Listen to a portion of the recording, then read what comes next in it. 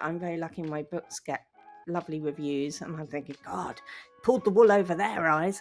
I'm Nadine Matheson, host of The Conversation, and I know you're keen to get on with the show and watch my conversation with my guest. But before we do, I have one small request. Can you please hit the subscribe button? You might already have done so, but if you haven't, hit the subscribe button now. Takes a second.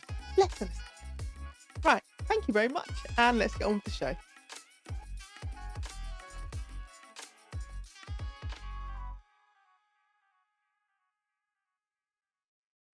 Lucie Whitehouse, welcome to The Conversation. Oh, thank you. Thank you for having me. You're welcome. I feel like we're being quite genteel now, whereas before it was a good 15 minutes. We'll call Yes, it discussion. I'm on my best behaviour now. Yes, we're both on our best behaviour now. So, Lucy, my first question for you actually is, who was Lucie Whitehouse before she became Lucie Whitehouse, the author? I think they're the same person, really. They're Oh, just like shambolic Kit Kat eating, library book borrowing, always 5 minutes late, and nothing's changed. Um, I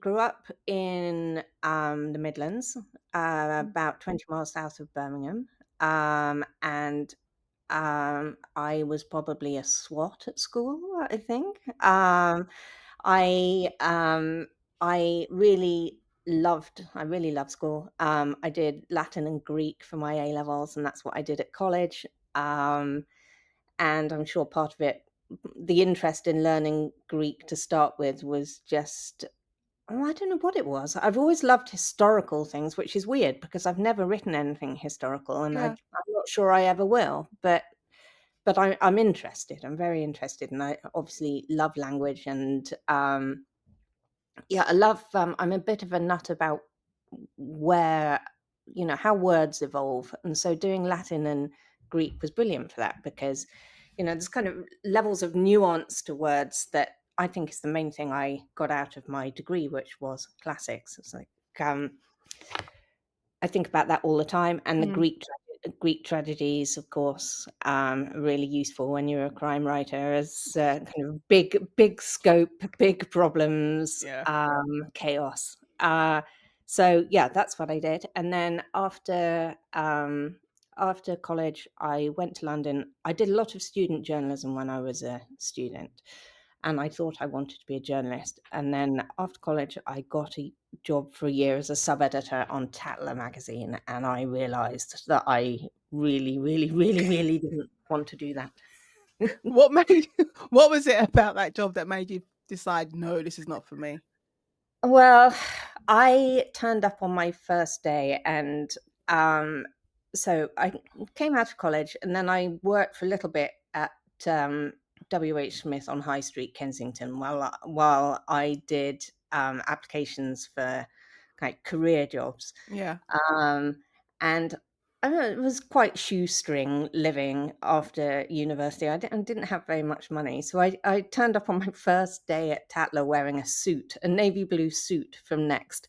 And a pair of Doc Martens shoes. And everybody else was in kind of pink pashminas and trousers from Joseph. And Very Tatler-esque. I was very Tatler. And I thought, I'm not sure I fit in here. God, it must Um, be a shock though. You know when you said, oh, well, you do uni and you are poor. oh yeah, Unless you yeah, come from money, you are poor, and you yeah, leave uni and poor. you're poor. Yeah, and you're trying to make your way, navigate your way through the world, and then you get if you so you end up in at Tatler. It was It's more because than I could use Quark Express. That's how I got that job. Because I'd been laying out pages at the university newspaper, and the HR lady at Condé Nast said, "Oh, it says here you can use Quark Express." And I was like, "Yes, I can. Not very well, but yes, yes, I can." And she said, "Aha!" And that was the thing. It wasn't the degree or any of that. yeah. It was Quark. Um, but she obviously, at that point, hadn't seen my next suit, the which was navy blue. I think I thought I was going for a job in a bank. Anyway, I got off on the wrong foot, and I learnt a lot. It was great. It was really interesting to see. And on my first day, I enraged A.A. Gill by trying to fax back his pages. This is how old I am. It was pre-email, really. We were beginning to get emails, but um, fax was still the thing. And I faxed back his page 3 times, and in the end, I'd put the paper in the wrong way up, and Oh, I you got kept him. blank pages. He got 3 blank pages, and in the end, he turned up and said, "What is going on?" I was like, "Oh."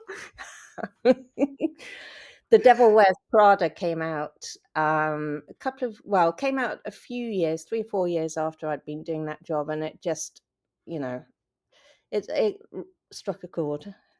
Did it So I feel did that. like someone's been sitting in on my life, like on my shoulder? Yes, yes, exactly. That's so When Anne weird. Hathaway's in that outfit and Miranda Priestley looks at her and says, "Hmm." You No. know, you think that you're in that ghastly little outfit and you think this is we're all shallow, but let me tell you. I was like, "Oh." Cerulean blue. Yes, exactly. Colour of my T-shirt today, in fact. I This is just green, M&S green.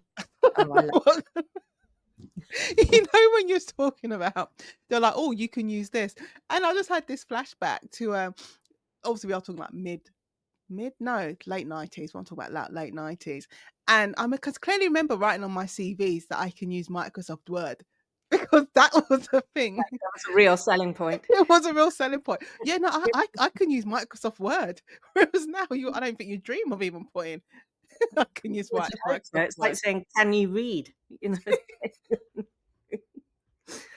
That's just about. Just about. I can make it through. So when I like to ask this question now, when did you know that you were a storyteller? Um I don't know. That's a really good question because Thank it's you. something I worry about all the time, and I Even think after you're like 7, 8 books in? yes.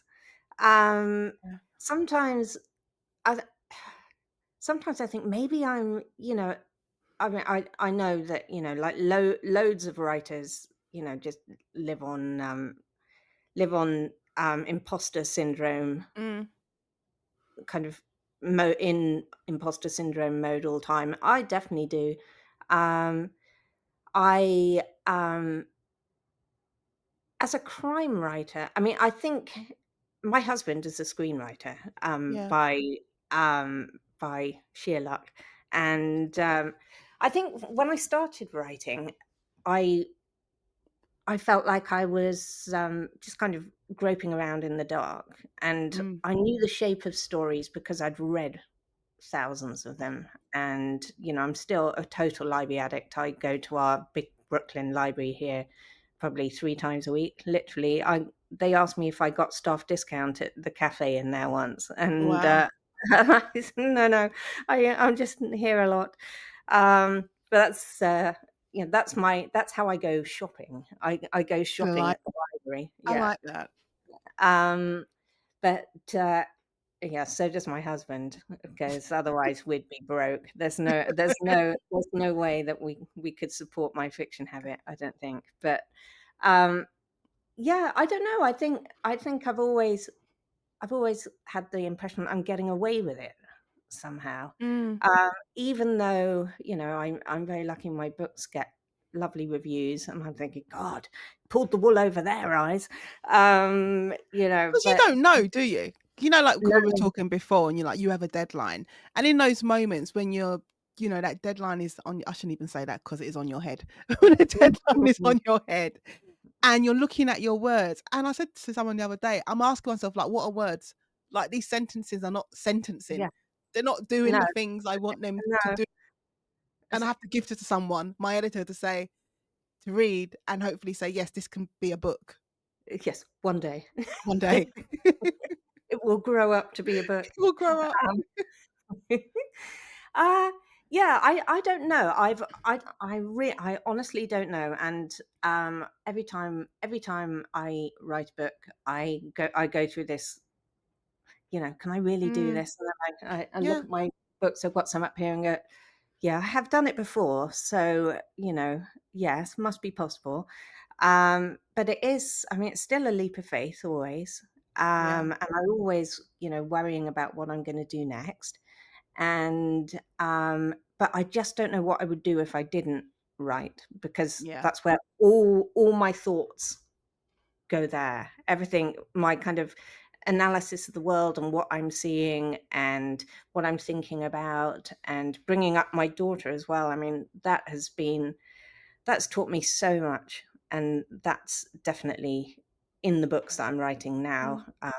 My main character, Robin's daughter, is older than mine, but they have the same kind of love, I think. Yeah.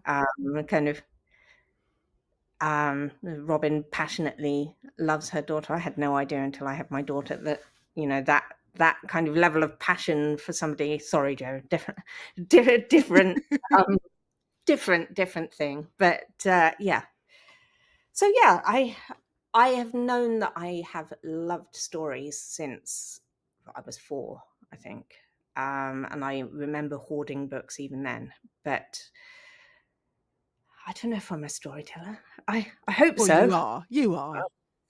But if I was gonna ask you, when we was talking before, about you being in the States and everything that's going on, Mm, has that, of all the recent stuff, has it made you write differently in terms of how yeah, you create your characters and everything?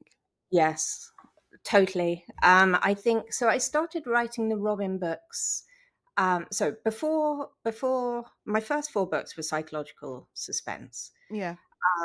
And then I after that, I said to my agent, I really want to do something different, because I felt that at the time, it felt like the psychological suspense was quite inward looking. And with everything that was going on that I was seeing all around me, Mm. we were kind of getting into, we were getting into Trump time at that point.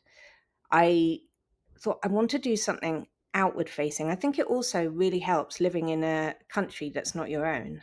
Yeah. Um, because you're always slightly on the outside, and I think that's a really useful thing. I mean, there are days when I forget I'm not American until somebody says, "Oh, I love your accent," and I'm like, "Oh, yeah, that's right. I'm not from here, am I?" Because when you've got a kid in school and you're running the bake sale at the Halloween party and stuff like that, it's easy to forget that you're a foreigner. Yeah. Um, but then somebody reminds you, and you think, "Oh." But yes, I've seen life quite differently. And in the Trump administration, I mean, in the first Trump administration, I just read the news for about 4 hours a day with my eyes on stalks. And things are so bad now that I can't do that without losing my mind. And so I keep up with it, because I feel it's really important to Yeah. bear witness to what's actually happening. But that all of those issues are in all of the things we're dealing with now are in my books and in my Robin books, which are much more kind of society facing, even though my main character is, um, a personal basket case as well. She's dealing with a lot of stuff that is very timely, I think. Mm.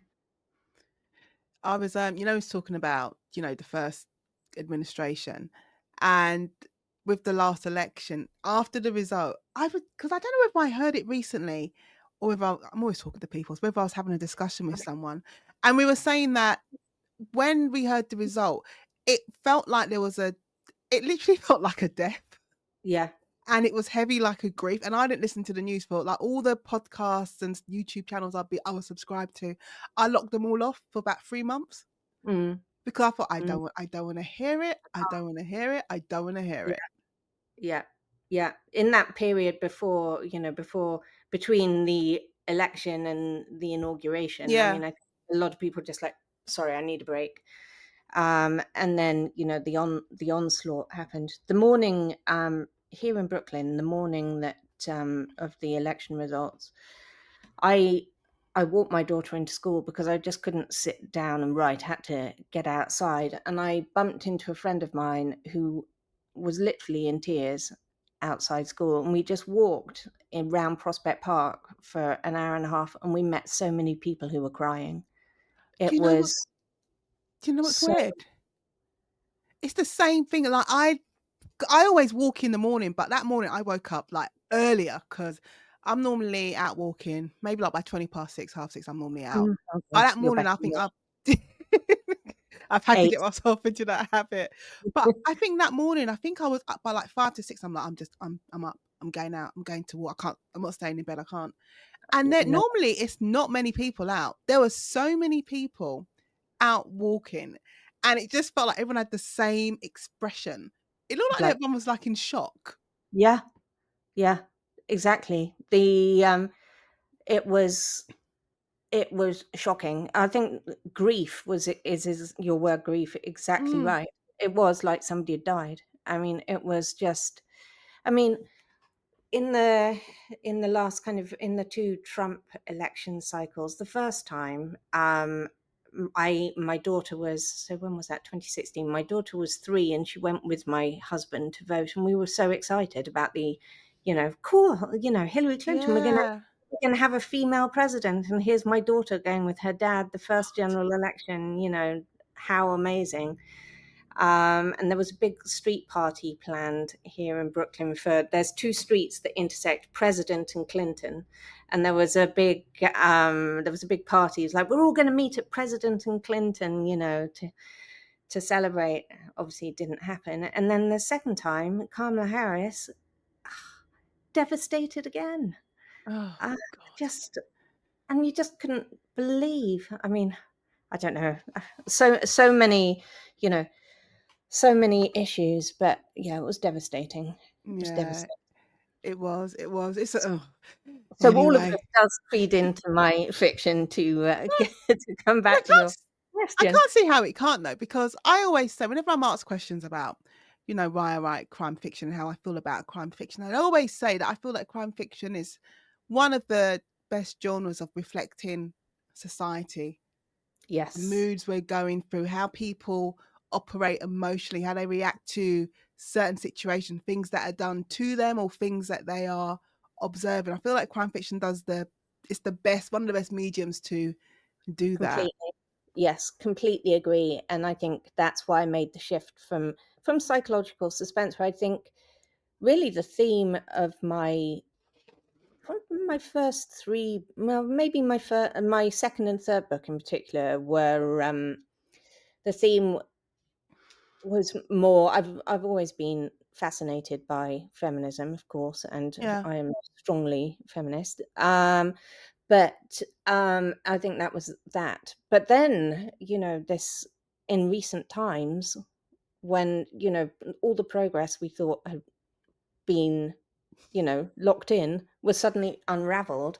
I thought I've got to write about this. It was all I was thinking about. So yeah, I completely agree with you. Crime is amazing because you still, as a way of looking at these things, but still making it propulsive and Mm. stuff that people want to read rather than, in these times, like, oh God, do we really have to read more, absolute horror? Um, but yes, it's a fascinating way of looking and interpreting what's going on. Yeah. It's such a good medium. When I was going through, I know I always feel bad to say it, but how else do you do your research? Like when I was online, and then I Yeah. found an art, I found a Guardian review of your book. It was I Uh-oh. need to put my glasses on, I can't see. So before we met, and in it they Uh-oh. said, I know, no, but I was this question formed in my head. So in it they said, um, Before We Met sits in the niche made popular by Gillian Flynn's Gone Girl and S.J. Watson's Before I Go to Sleep, a marriage thriller. And then I was just thinking, if you're reading that review of your book that you've worked hard for, and then you're slotted between these two massive, massive bestsellers, how does that make you feel as an author? Ooh, um, it's encouraging to be mentioned in the same breath on, um, on some level. I mean, I think Gillian Flynn's amazing, Mm, a brilliant writer. Yeah, I mean, I with Before We Met, which is still my like by far my bestseller. I yeah. That was a real example to me of how timing makes a huge difference to a book, because after Gone Girl there was a huge appetite for marriage thrillers. That I remember I nearly got into trouble. I did an interview, I can't remember which of the London radio stations it was, and they said, "How do you feel about being called chick noir?" And I was like, "Oh my god, like, why does everything have to be chick?" It's Was like, that what they were calling it at one point? "No, chick noir." And I was like, "Oh my god." And I could see as I kind of felt my temperature rising, I could see my publicist in the background kind of running a hand across her throat going, "Do not say anything, do not say." It was like, "Well, obviously I do struggle with the word chick in like, in the context of women." But yeah, no, I mean, it was from a sheer sort of sheerly professional point of view. I mean, it was great to be Mm. compared to Gillian Flynn. But yeah, I mean, it's intimidating as well. I It's mean, the there's a thing though, it can either do one or two things, can just be like, "Yes, this is giving me all the validation that I've mm, needed," but or it can do the other thing of like, "Oh my god, like, now there's pressure for me to repeat that for the yes, next book." yes, exactly. I It's strange to me because I think my recent books are by far away my best, Mm, and I'm really proud of them. And I don't know whether it's just because I'm getting older, but I get a lot more of my satisfaction from. I think at the beginning I got satisfaction from having nice reviews, and having yeah. reviews at all, honestly, was great because there's so many books. It is a privilege to be reviewed, and particularly in crime fiction there's not actually that many spots where No, they there do isn't. get reviewed. We probably So count on one hand, really. yeah, exactly. So um these days I get a lot of satisfaction from reader reviews, and a positive Amazon review from a verified purchase. A real um person. Yeah, a real person. And it means so much to me. If I know that somebody has really enjoyed my book, and you can tell, it gives me so much joy, because books have given me so much joy over the years, Yeah. and they've brought me out in really tight spots when I just needed to escape, and they, just fed my mind. I mean, I'm obsessed. Hence, them thinking that I'm staff at the library. I love that. "Do you work here? Can you help me?" Exactly. Have you got your staff discount card? I was like, uh, but yeah, that's the thing for me that gets me really excited now. Like, just like, God, somebody really liked my book, and that means for those hours that they read it, I was able to give them that experience. You must feel the same when you Yeah. get a nice review. When you get a nice review, when you get a really nice email and someone's taken the time, you can always Yeah, tell as well when it's as if they've just finished the book and they're like, I yeah. need to I've got to I talk need about it. yeah, I need to talk about it." And they send you an email and they're always like apologizing, like, "I hope you don't mind." I'm like, "I don't," because it's nice. I don't mind at all. And they take the time and they also tell you about how they felt. And especially I've had Mm. emails when they've said, they haven't read for ages. Like, they Yes. just haven't picked up a book in years, and for whatever reason, whether because someone's given it to them or they've just seen it, and then they've picked it up and read it, and I was like, "Oh," because I I know. know how much books mean to me, like, growing up Yeah. and just going into that world, and Mm. knowing that you can do the same for other people, I think that's a great feeling. It really is. It's just the best. And so that is I love that. Um, and I mean, which is not to say that I haven't lived on my nice press reviews too. Yeah. Like, where there's a couple of reviews that when I'm thinking, oh my God, how did I get into this? Um, like, I frank confession, it is deadline day for me today Yeah. for Robin 4, which is probably why I sound a little manic. Um, but, there's a couple of reviews that I read when I feel like I have made a huge mistake. I should have, gone into something entirely different. I read one of those reviews and think, "Oh, it's okay. It's okay. There is one person, one professional person who thinks I can do this." I Oh, think a lot of people deal with that yeah. level of self-doubt, though. I think It's so it's quite funny. common. It's so funny. Like today, because I'm working on my fifth book, and it's not a Henley book, so it's a Mhm. standalone, and it's been it messed with my head for ages. I'm like, I don't know these people in this Yeah, book. I don't know yeah, this world. Even though I know yeah, the area because I always place them in real places, like, but I don't know like what is going on here. Then why did yeah, I do this? And after I had to get yes. over that mental hump. So I've been writing. I'm doing well actually. I'm like 20, I think I was 26,000 words in last night. Oh, But that's pretty good. I was yeah, it was good until this morning, and I was like, "Why have I only written 28 words? There are only 28 words on the screen." And then I picked up a notebook because I'm like, "Oh, I haven't got a notebook for this book that I'm writing." But I thought, let me use an old one that I know Mm. is because I'd use when not finished. I thought I'm going to use one that I've started using, and then I opened the back of it, and then I found a printout of a tweet, yeah, of a tweet from 2017, and I'll read it to you from Sarah Hillary. And she says, I Oh, don't usually make predictions, but I'm going to put this out there. Nadine Matheson is going to be a big name in crime fiction one day. You heard it here first. And that was back oh, on the 29th of September, 2017. And I was like, oh, like I needed that. yeah, So the and same like your press reviews. yes, and this is Sarah Hillary. I mean, Yeah. she knows what she's talking about. I mean, she is such a force to be reckoned with, and I take her opinion. So if that was my quote, I'd be going back to that. Yeah. It's I was like, like, yeah. hooray! Hooray! Thank But you, you do Sarah. it's odd, but it goes back to, like, to the imposter syndrome that you're talking Mm, about earlier. It doesn't matter how many books you've written and how well they've no, been received and how many you've sold. When you have to write the next one, you still have all of those doubts. yes, yeah, definitely. I always find it was interesting to me what you were saying about I don't know these people, and what am I doing here? And Um, I always that is the complete trajectory of writing a book for me. Is I start off. I mean, the whole do you plot or not? Is I didn't used to, and then I learned, Mm, but and that was when becoming a storyteller became much more a conscious thing rather than just kind of yeah. following ingrained patterns that had for all the reading.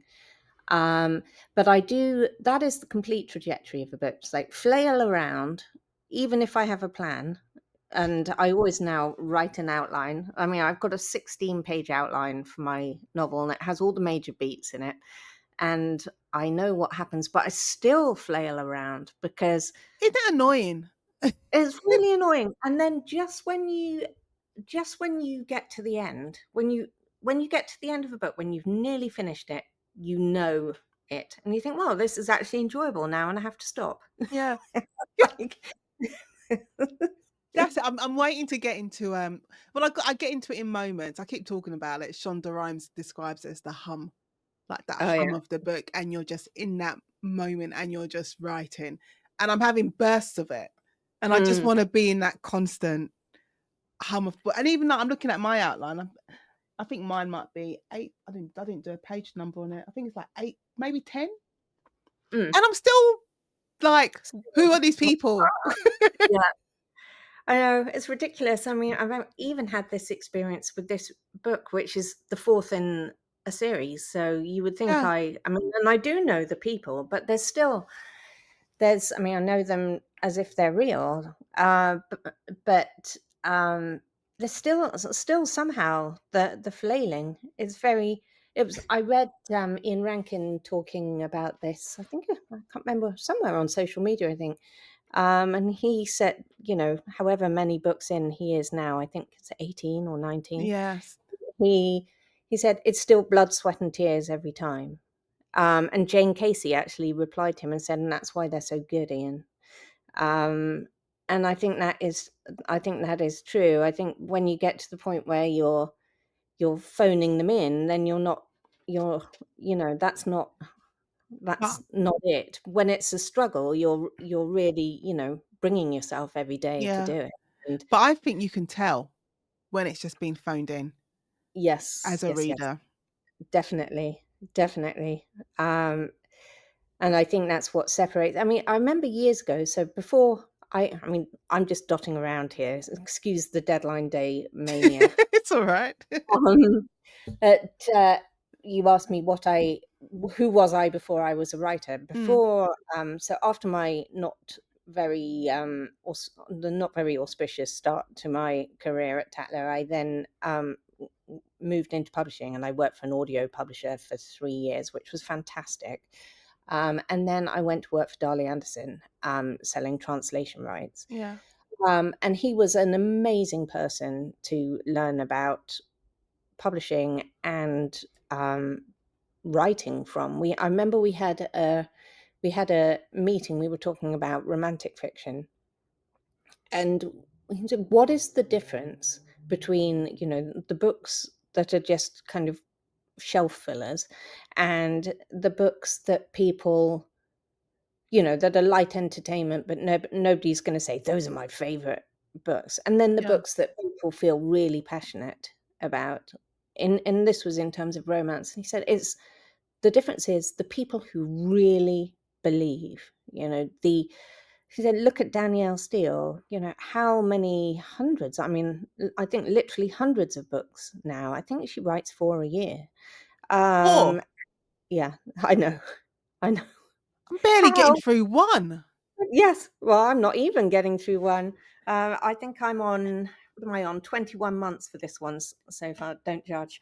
4 Um, books a oh god, Four good books luck a to you. year.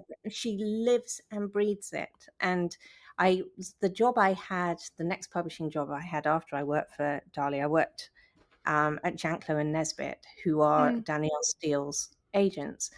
And I remember once that Mort Janklow, who was her agent, um, he was late on a call. And it turned out later that the reason that he'd been late to the call was he'd been comforting Danielle about the death of one of her characters that she'd just written, and she was devastated.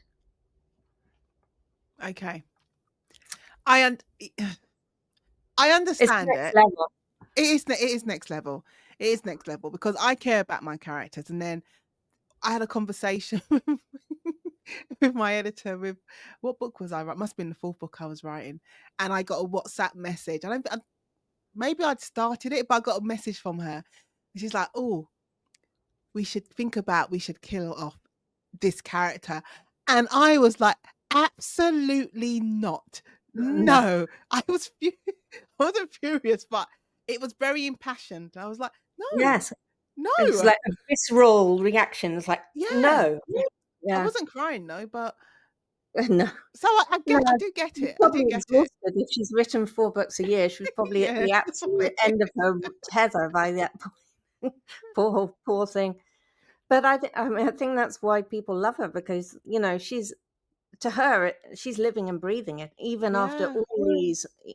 all these years and all these books, she's still absolutely in it. And I think that, that feeling in your stomach that you get when it's going right. I Mm. mean, we all chasing flow. Yeah, we Um, are.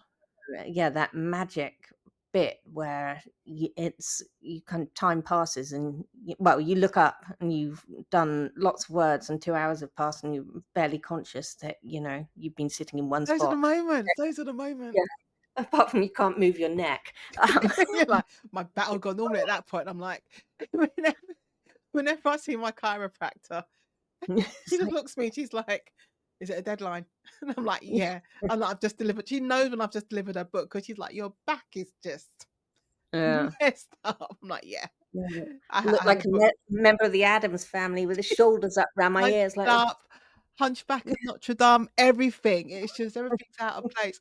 And so, Lucy, how did you get from, so you get to Tatler. realise Mhm, it's not for you, then you do the agency, work for the agency. mhm. How do you get to become published? What happened? I had a very roundabout way to getting published, and, um, somebody said to me, I was doing a talk, um, a little while ago, a couple of months ago, and somebody said, "Oh, you were an industry insider then." And I thought, not really. I grew up in a sheep field in Warwickshire. Like, I, I couldn't a lot of people do work experience, and have somewhere to live in London and can do that, and I couldn't do any of that because my family are in the Midlands. I didn't have any London family. I couldn't work for free for, however long it Mm. took to, be in the right place at the right time. Um, and so, I was an industry insider in as far as I had been trying to build a career in publishing, um, but, that was my own doing. Was not my background. But what happened was I'd started writing before, when I was working for the audio publisher. I'd started writing the book that became The House at Midnight. It took a really long time, and I think that it took 6 years to write that book. And Oh, wow.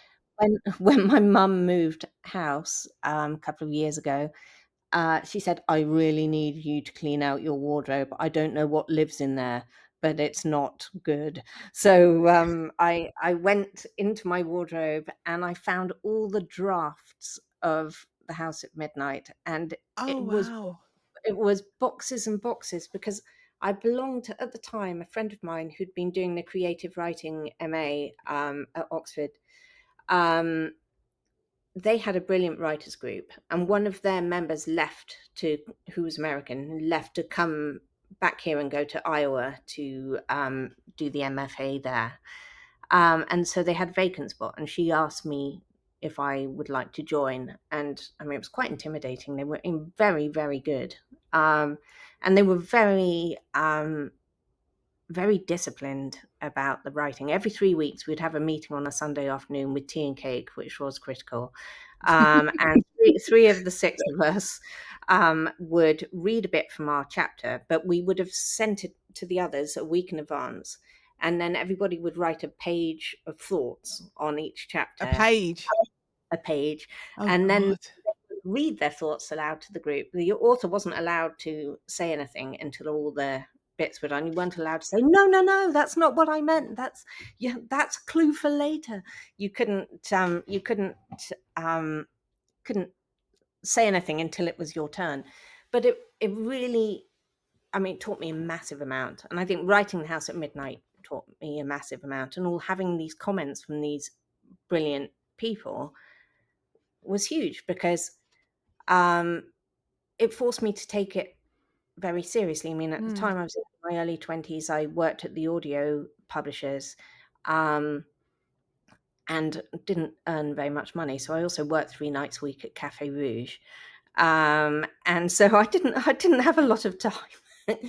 But, having to do these chapters, every 3 weeks, having a meeting where I was reminded that, even though I was thinking about it, and that was very good, actually getting words down was key to actually having a product, which, is still It's something helpful for me to remember. you kind of it's a you kind of have to get into the habit of Mm, it, and yes. that's not that's a battle, but I think Yeah.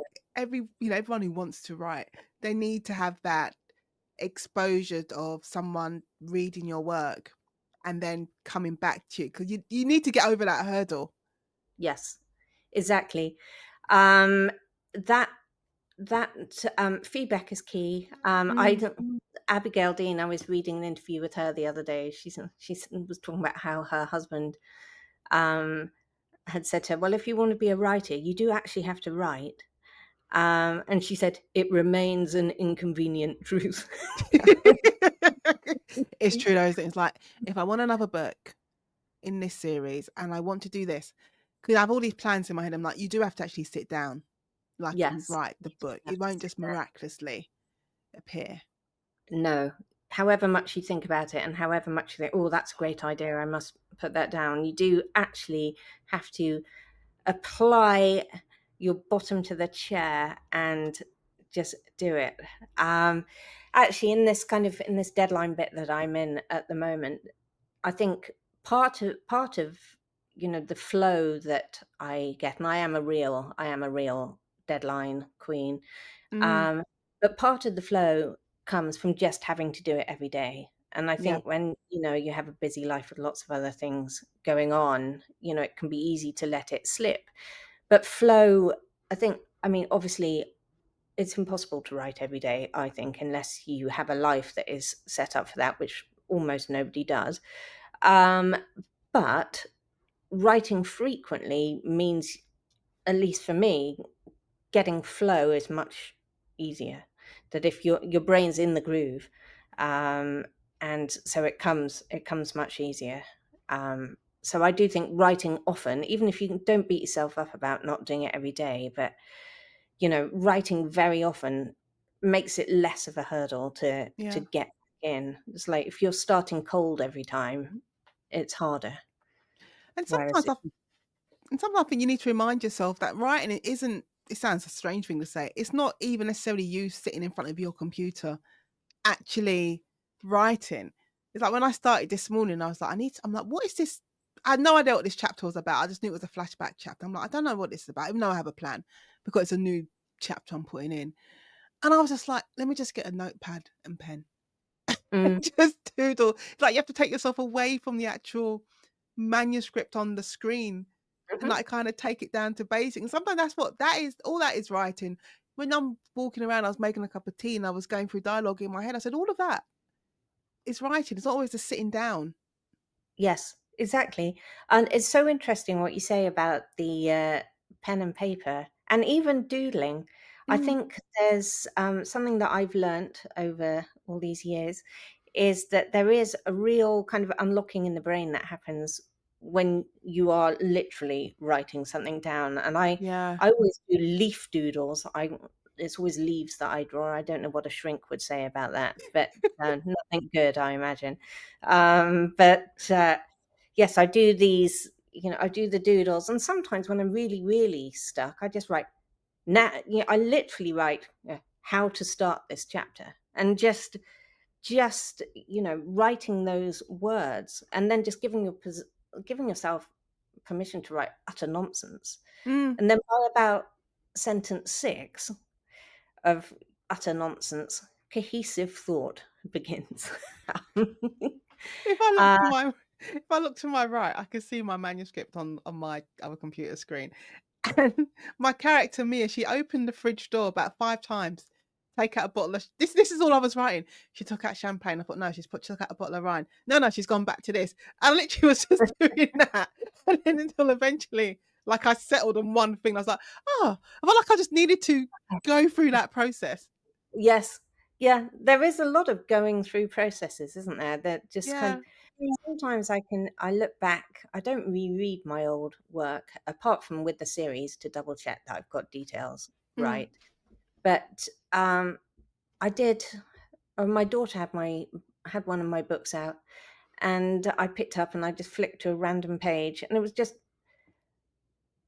s- the paragraph that I'd written there. I remember just being tortured by it for about 3 days. Just a woman on a train, and she was just It's all on the journey, and yet for some reason it was this massive, massive mental block. And when I looked at that paragraph, I got a slight kind of echo of PTSD. It's like, oh God, yes, I, I remember that. That was not that was not an enjoyable time. And then there are other bits. I had one yesterday, thank God, where I had one of those look up and 2 hours have passed bits yesterday, Yeah. which just makes me think, I'm so glad I do this. This is what I'm supposed to do. So And so when did you sign? That's what I was asking. When did you sign with your agent? We worked out we're with the same agency. And I was like, yes, we are. cool, we are. Well, um, my agent, who I love, Victoria Hobbs. She is amazing, and I think I might have lost my mind over the last few years if it hadn't been for her. She's such a calm and wise voice. Yeah. So if she's if you're thinking about submitting anyone, do bear her in mind. AM Heath as an agency, fantastic all around. I just think they're the best. They are.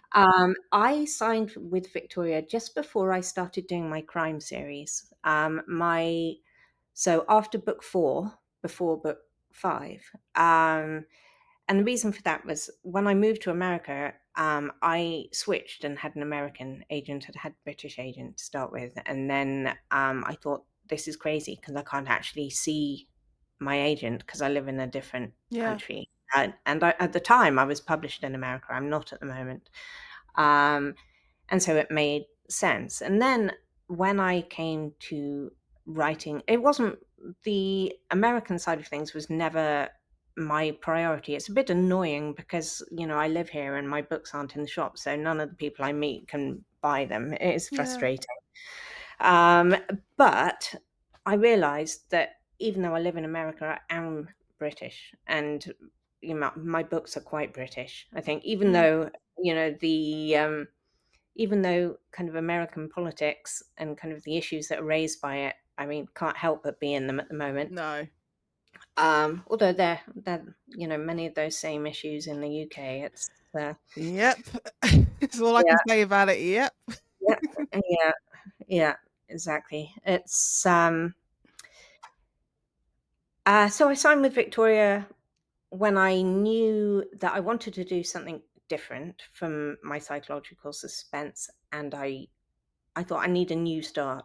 So I'd I dreamed of having her as an agent for years because she represents some of my favorite writers. She does Maggie O'Farrell, for Yeah. example, and Barbara Trapido, who was one of my kind of key texts. Some of her books were, my key books when I was in my teens and 20s. I remember getting Brother the More Famous Jack out of the library at school and just being completely obsessed. It's like a blueprint for my future. Actually, that I mean, it sounds crazy, but in um, Temples of Delight, the main character marries an Italian American and moves to New York, and that's exactly what I did. Um, so there you go. It's There you go. insane. It's It is. insane. But yeah, so Victoria, everything I'd heard about her for years, I just liked the sound of her, and so I thought I'm going to take a risk and you know see. And she took me on, which was wonderful. She's great. But it was again, it was she my not my first agent by any stretch, so it I think that's happens. the I think, a lot of writing, a lot of, let's say, aspiring writers out there when they're looking for agents, and sometimes I'm not saying your experience with your agent was bad, but sometimes when it's not what they hoped it would be, I always Mm. have I'm always like, 'cause I'm a lawyer, I'm always saying to them, "You need to, like, read back your contract, like, you can leave. Leave. Yeah, you Yeah. can leave. Yeah, Just give if the them notice." relationship's not working, just, be frank about it and say, "This is," it's not I don't think it's like a breakup. I mean, it's Yeah. a very strange relationship, a relationship with an agent, and everybody handles it differently. Some people are really good friends with their Mm. agents, and um, I said to Victoria, I probably need a bit of professional distance to keep me in line, Yeah. and and that's that's good. But I like her very much. You have to, I think, you have to have a relationship where you feel like you're not being a nuisance if you've got a genuine Exactly. question to ask. It's a business relationship, and you have to Yeah. be able. If something's on your mind, you have to be able to say it. Um, yeah, it's a weird business because there's so much of it that's personal. Like you put yourself on the page when you're writing, and it's very difficult to have your work judged by other people. I mean, most people don't get their work reviewed, by the No. public. No, I've compared it to practicing law, and I've always said that, you know, if I go to court and I do a trial and the jury convicts my client, it's not about me. Like, No, that verdict is not them putting up flashcards saying 7 out of 10. Nadine, that was not a good job. Yeah. You Yes. that was terrible. Shout It's at them. nothing to do with me. It No. should basically just comes down to the evidence and whatever Yes. decision they made in the deliberation room. Whereas my Mhm. books, it's all about me. But if Yes. they're not memoirs, you know, they're police procedurals, but it's me. It's your blood, sweat, and tears on the book, on the page. Exactly. It's the things you think about and the things that matter to you and your take on the world. Yeah, It's yeah, yeah, it is very personal. And so it can be hard. And so you definitely need somebody in your corner and somebody that you can be really honest with. yeah. I mean, I think Victoria probably thinks I've been a bit too honest with her recently, as I've been tearing my hair out. But as I've struggled to get this book done, it's nearly done. It's nearly Um, done. it's nearly done. Ooh. All right, I'm gonna because you do have a deadline and you have to get back to work. I'm gonna ask you. So, is Last Witness your latest book? That is the last one that came Yes, out, that isn't is it? the one that's the most recently published, Yeah. and, yes, that was out in the summer in paperback. And then there's the one I'm writing now, which I think will be out next year. Which one? I No, am go so on. late to deliver it that it may creep into 2027, I, but I hope I not. I think the idea of me delivering a book late, it just gives me. I'm not saying it gives me palpitations, but I don't react well to Oh, that. no, I feel like I'm just I letting feel the everyone exact down, same. let myself down, let you down. It's just, which is That weird. is exactly how I feel, tortured Yeah. by letting everybody down. I haven't slept properly in days for that reason. Um, so I'm slightly. My husband said, "My God, you're like an electric eel. Could you please just like flipping around?" The poor man, how he suffered. Oh, Um, goodness. but yeah, no, I feel terrible about it. I hate it.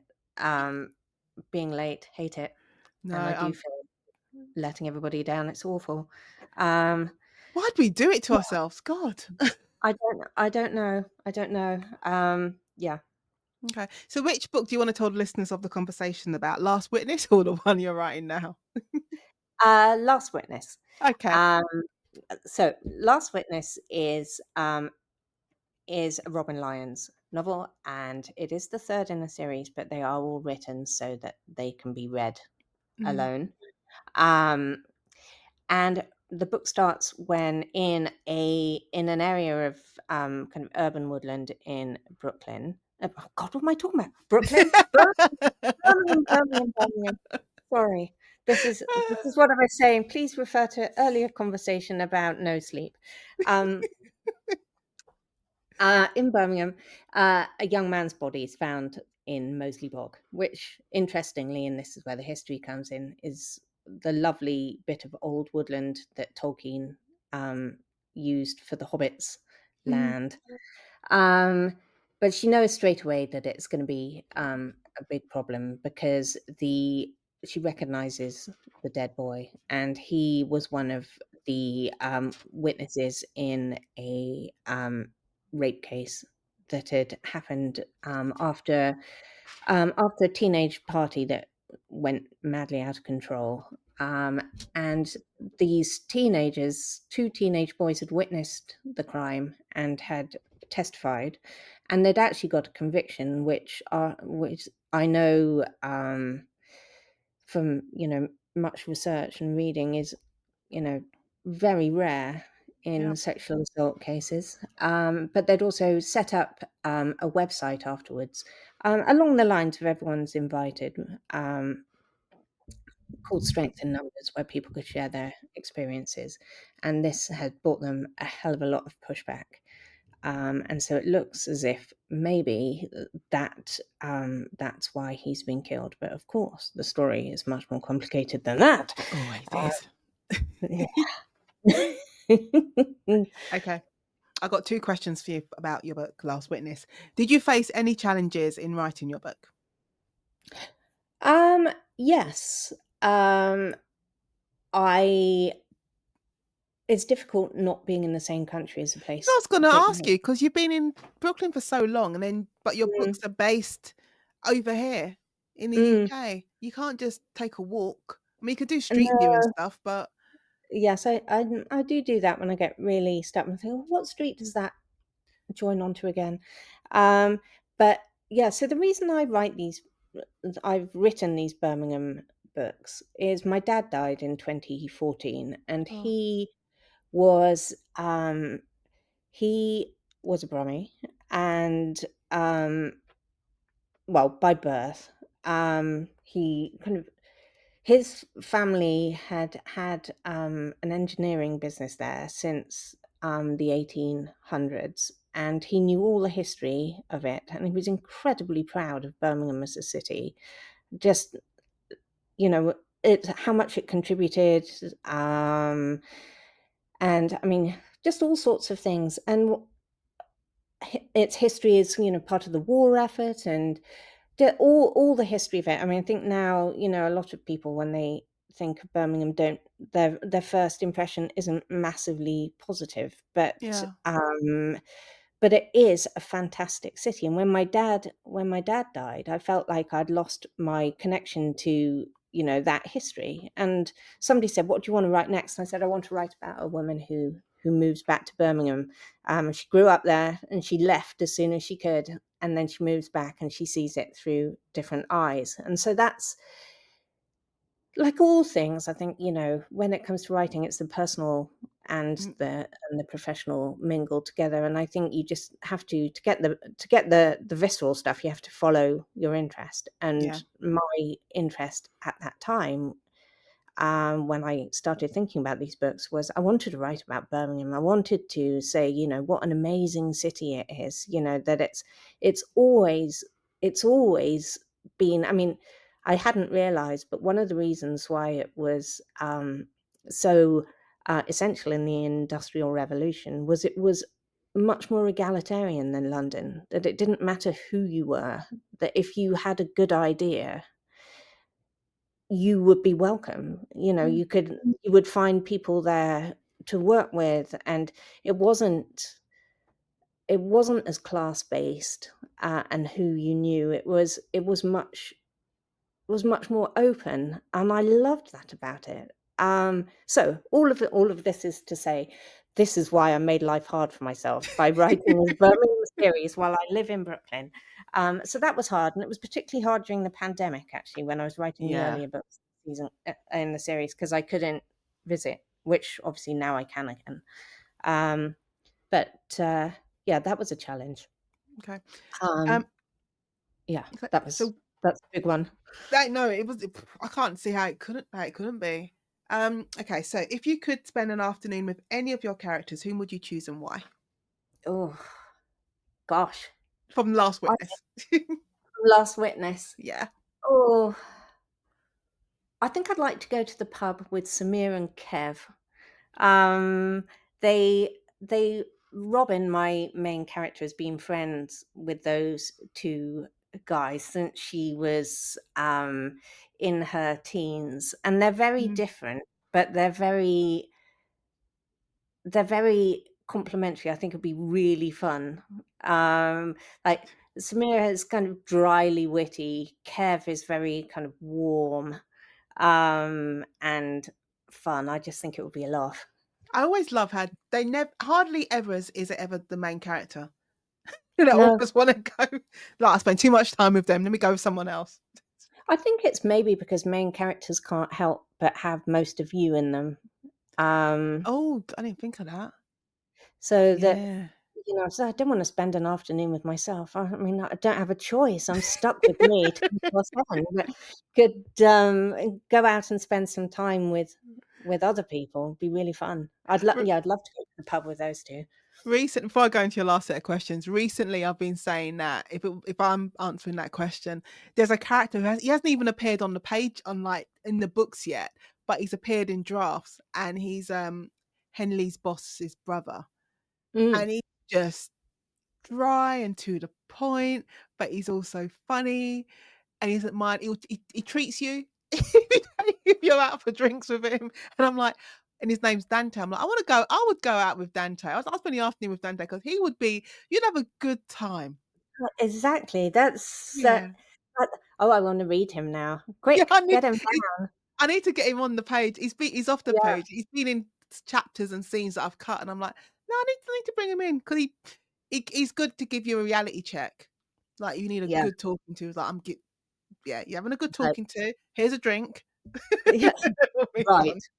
Now Right. listen. Exactly. That's Uh, okay. yeah, it's funny, isn't it, how characters Kev was like that for me. I mean, Samir had been on the boil for a long time. I've been thinking about him, but, Yeah.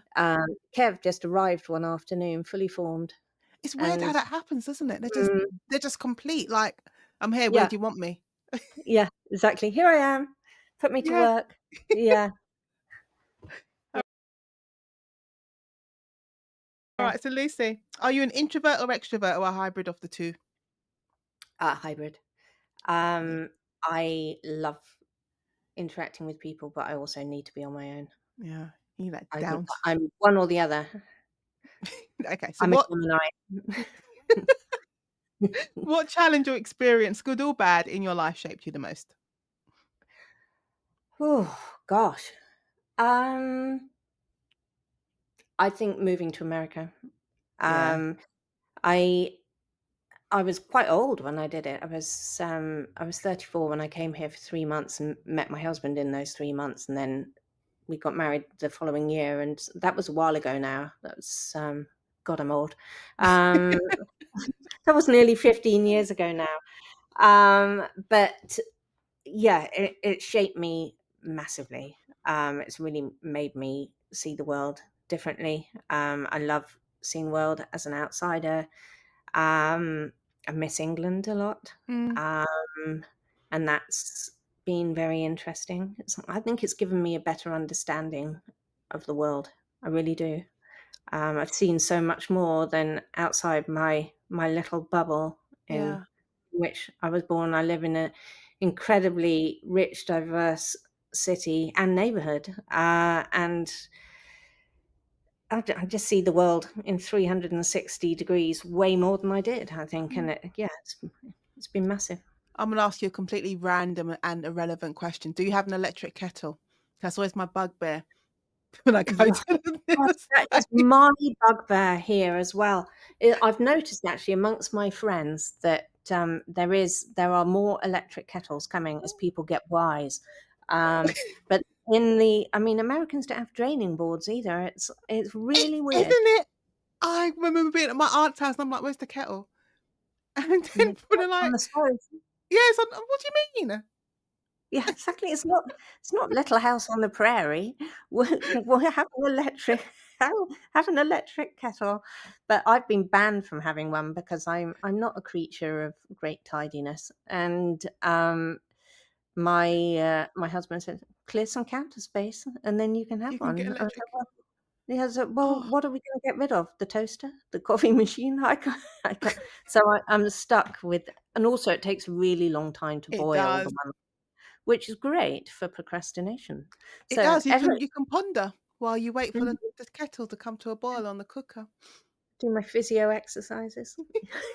I had to ask because that's always like, I'm like, Oh, no, that why yeah, do you not have that an is electric that shows kettle? a profound understanding of the Brit in America experience. Where Um, is your electric kettle? I remember the first time I went to New York when I was 17 and my poor auntie had her dragging her around different supermarkets so I could find tea bags because they gave me Oh, Lipton and I was like, "This is not tea. no, this is This I don't no. know what this is. This is not tea." And then They swept finally this up off the floor somewhere. Yeah. and finally we found, like, the tiniest pack of Tetley and I was like, "Thank God. Thank the It tea was so god." funny. It was so funny. I was in a supermarket here, last year, and this woman came in, very glamorous woman, and she walked past me and she went just went up the aisle and reached for the PG tips, and I said, "You're British." And she said, "I am. How did you know?" I was like, "You're at the PG tip." It did. So am I. Yeah, it was Priorities. yeah, it's so funny. It's But here, I mean, luckily in New York, there's, because there's so many Brits here, quite a lot of the supermarkets have a small kind of, maybe you stumbled on one that day when you found your tea bags, like the small British products aisles. yeah, It's like, it was well, Marmite. I was 17, so this was like 94. No, So, yeah. I God knows where I took her. Poor woman. Yeah, no, it is. Yeah, tea is an issue. I'm more of a coffee drinker, which is lucky, but, Yeah, yeah, you are lucky. occasionally you need a cup of tea, and, it's a challenge. It is. Alright, so if you could go back to when you were 25 years old and give yourself one piece of advice, what would it be? Um, Stop procrastinating, probably, but I mean, I still haven't taken that advice. Um, I don't, uh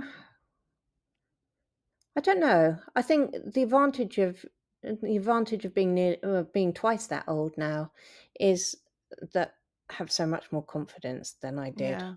when I was 25, and I wish I could go back and say to my 25-year-old self, "Don't worry. It's like the world's too busy with its own problems to, Mm, be judging you at every turn. Just do your thing, and yeah. you'll be all right." It's kinda Yeah. similar to what I say to the baby lawyers, when they're getting ready to go to court, and I'm like, "You need to get into your head, like, no one's actually watching you. Everyone Yeah. you're so concerned everyone's all eyes are on me." I'm like, "They're really not. Everyone's focusing on the things they need to do for themselves and for Mm. their client.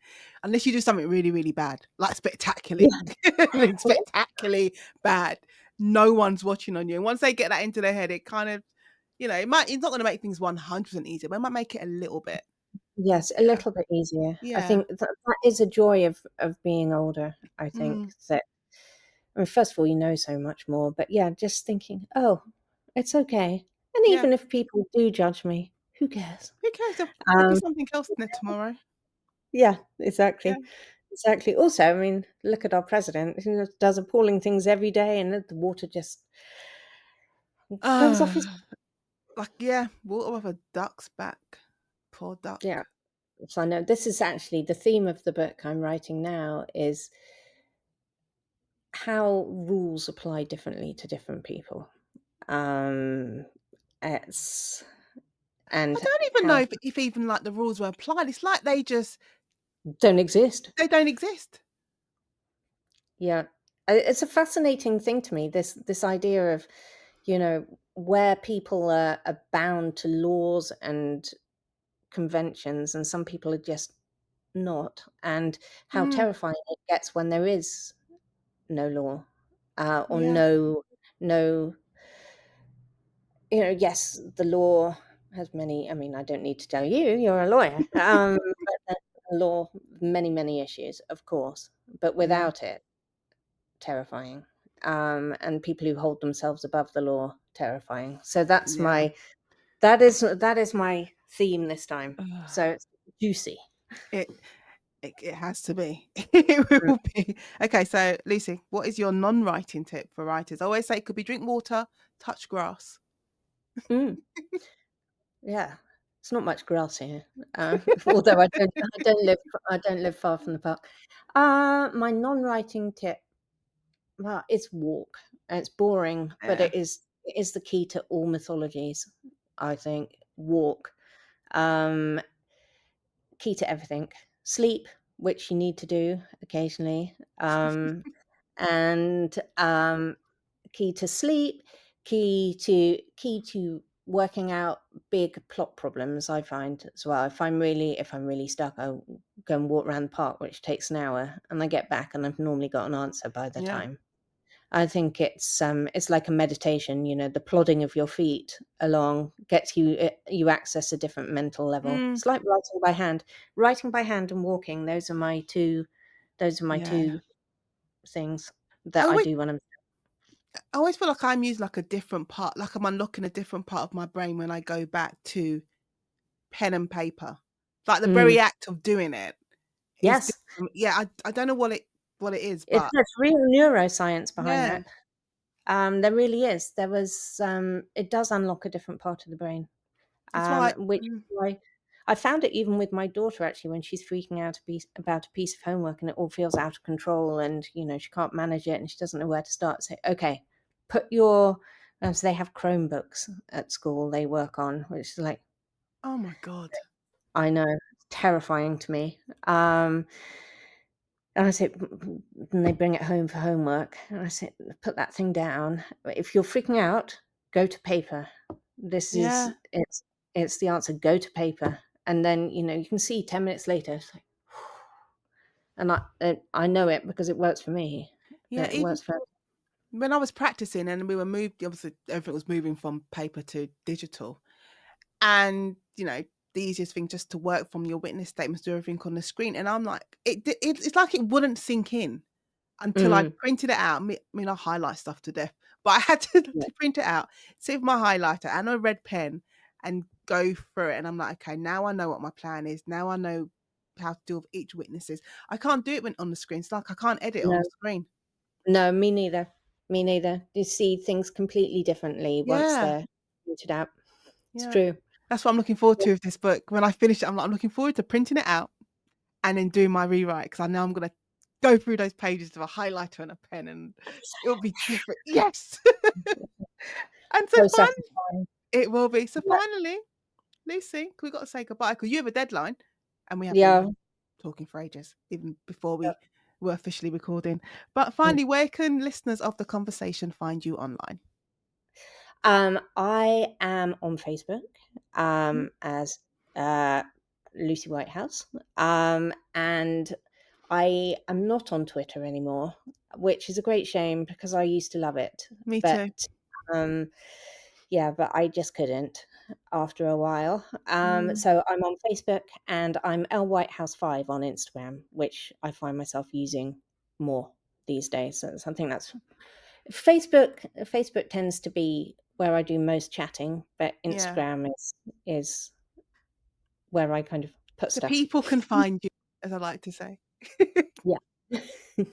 Well, that just leaves me, Lucy Whitehouse, to say thank you so much for being part of the conversation. Oh, well, thank you so much for having me. I've really loved it. Thank you. Oh, you're welcome. Thank you so much for watching the Conversation podcast. Don't forget to like this video and subscribe so you never miss a conversation. And if you'd like to catch up on more conversations, you'll find them linked on your screen now. And you can also listen to the podcast on your favourite platform. See you there. Bye.